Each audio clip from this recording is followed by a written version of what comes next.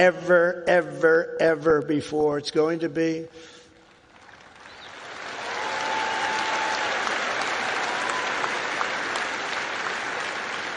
As you embark on this great adventure, let me share some of the biggest lessons I've learned from a lifetime spent building dreams and beating the odds. I beat a lot of odds. A lot of odds. A lot of people said, I don't know. But it worked out okay. Where are we? Oh, gee, I'm president. How did that happen? Now, you're going to be in the same position. But some of the would you like to hear some of the ideas, or should I just skip over that part, huh? That's going to be more interesting than all the other stuff, which was slightly political, right? I'm going to give it to you, though, just as I see it and as I've learned it, the hard way and the easy way. First, if you're here today and think that you're too young to do something great, let me tell you that you are wrong. You're not too young. You can have great success at a very young age. You're all very young. In America, with drive and ambition, young people can do anything. I was 28 when I took my first big gamble to develop a hotel in Midtown Manhattan, the Grand Hyatt, and it worked out incredibly well. But I was very young at the time. I was like a very young person in sort of an old person business. Steve Jobs was 21 when he founded Apple. Walt Disney was 21 when he founded Disney. James Madison, James Monroe, Alexander Hamilton, Thomas Jefferson. They were no older than 25 when they began the journeys that etched their names into the history books for all time. So to everyone here today, don't waste your youth. Go out and fight right from the beginning, from the day you leave this incredible university. Go out and fight tough, fight fair, but go out and fight. You're going to be very successful, because now is the time to work harder than you have ever worked before. Push yourself further than you have ever pushed yourself before. Find your limits and then smash through everything. Go and smash through. You've watched that football team smash through. You're going to do the same thing. You're at the age when you have the time and vitality to do really incredible things. If you just give it your all. You'll look back, and a decade from now, you'll be astounded by what you've achieved. You'll remember this day. You'll remember when the guy named Trump was giving the commencement address and he said I could do it, and guess what? I did. I think you're going to remember that very fondly. I hope so.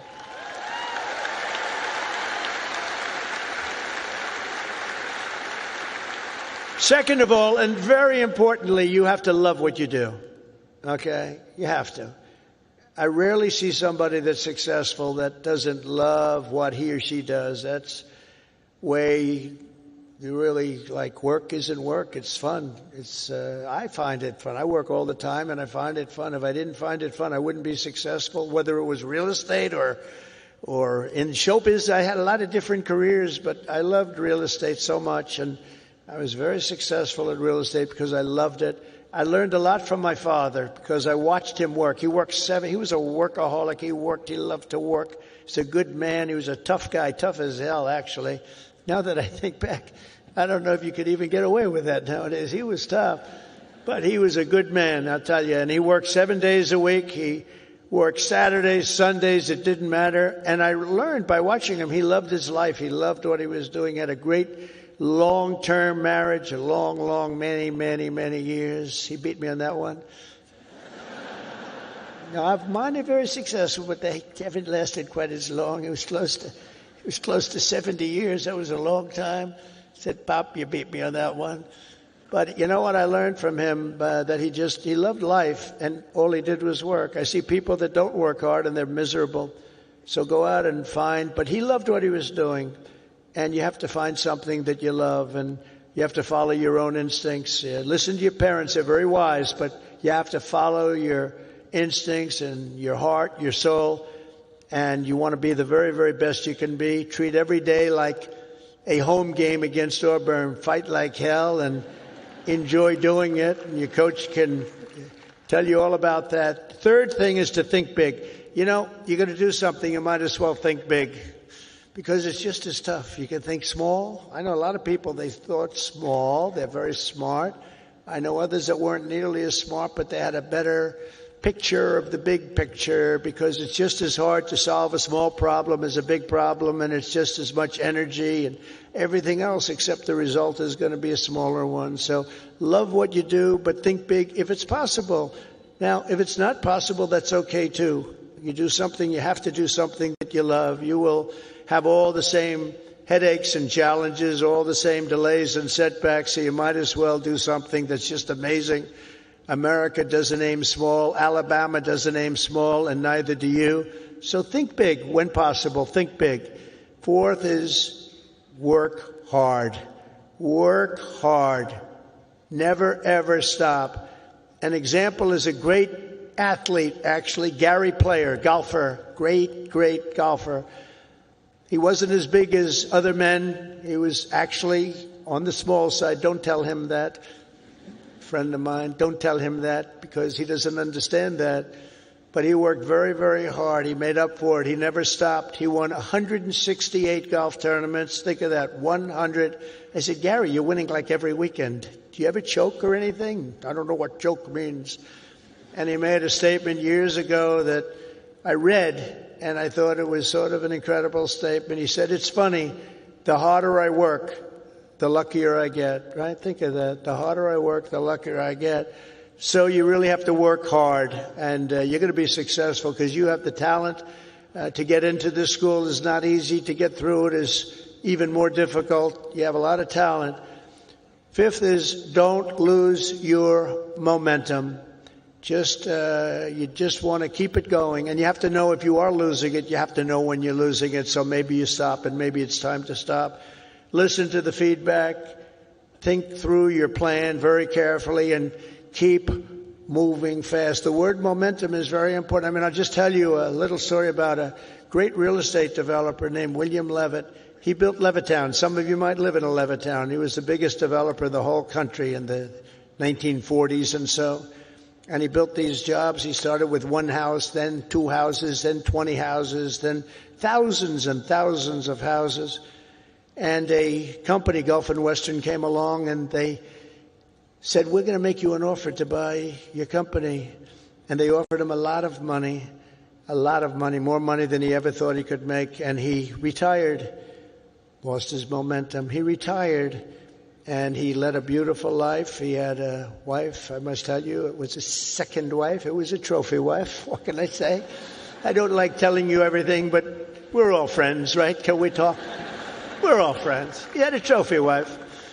And he lived a different life. He moved to the south of France, but he it was a life of tremendous luxury. He had so many millions of dollars. He was given a fortune for the company. And 10 years went by, and then 15 years went by, and he got a call from this big conglomerate, Gulf and Western, and they said, we're not doing well with the purchase, because he used to pick up every nail, every piece of sawdust, every piece of wood, every chip, everything, and he'd sell it. He'd make a couple of bucks.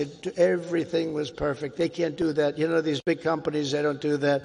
You see it a lot when an entrepreneur sells to a big company and then he ends up buying the company back for peanuts later on. Happens a lot. But he was the best at what he did. But 15 years went by and he was so excited, and they sold him back his company. And he started, and he was going to tear apart the world because he got bored with a life of luxury. And he started building and building and building. And the markets turned on him. And he went bad. He lost everything, and he went bankrupt. Absolutely bankrupt. And it was a sad story to read. It was such an amazing story because he was so rich. But he paid them, and he bought it for the right price, bought it low, but he went wild. But he lost his momentum. He wasn't good at it anymore. And he was at a party on Fifth Avenue, I'll never forget. And it was a party of a very, very powerful man who was having the party in a magnificent apartment overlooking the park. And I walked in, and there were 50 or so people. I recognized most of them, all the biggest business people in the world, actually. Very glamorous. I was doing well. I was young, and I was doing well. And I was invited to parties like that. And I looked in the corner, and there was Mr. William Levitt sitting all by himself on a chair, looking very glum. Nobody was talking to him, because you'll find that when you're not successful, you lose a lot of friends. It's not a good situation. But there was nobody talking to him, but I wanted to talk to him because I was in the real estate business and he was, and most of these people were in different businesses. And I went over and talked to him and I said, "How are you, Mr. Levitt?" He goes, "Donald," he knew who I was, "Not well, I'm not well." I said, "So can you come back?" He said, "No, son, I lost my momentum. I shouldn't have done it. I lost my momentum." And I never forgot that expression. He lost his momentum. If he would have kept going, instead of selling and relaxing and going into a different life, he probably would have been 3 times bigger than he was, but he lost his momentum. And you have to know when it's your time. I mean, there'll be a time when you do lose. You see it with fighters. You see it with a lot of people. They have a great record and they retire. And then 4 years later, they say, "I'm going back. I can beat that guy." And they get knocked to hell. And it's not good. It's not good. So he lost his momentum. You have to know when your momentum time is up. I call it momentum time. But follow your momentum. It's a very important word. You don't hear it from too many, but I've seen it. I've seen it a lot. Number 6, if you want to change the world, you have to have the courage to be an outsider. In other words, you have to take certain risks and do things a little bit differently. Otherwise, if that weren't the case, everybody would be successful. It doesn't work that way. Progress never comes from those satisfied with the failures of a broken system. It comes from those who want to fix the broken system. And you'll make the bigger money, you'll make the more success by acting that way. The other way may be more secure, but if you want to go to the top, you're just never going to do it unless you break the system. Change is never easy, and the closer you get to success, the more ferociously those with a vested interest in the past will resist you. They want to resist. So I just say, trust me on that, because I know you really do. You have to break the system a little bit and follow your own instincts. But if your vision is right, nothing will hold you down. Nothing. You have to have the right vision.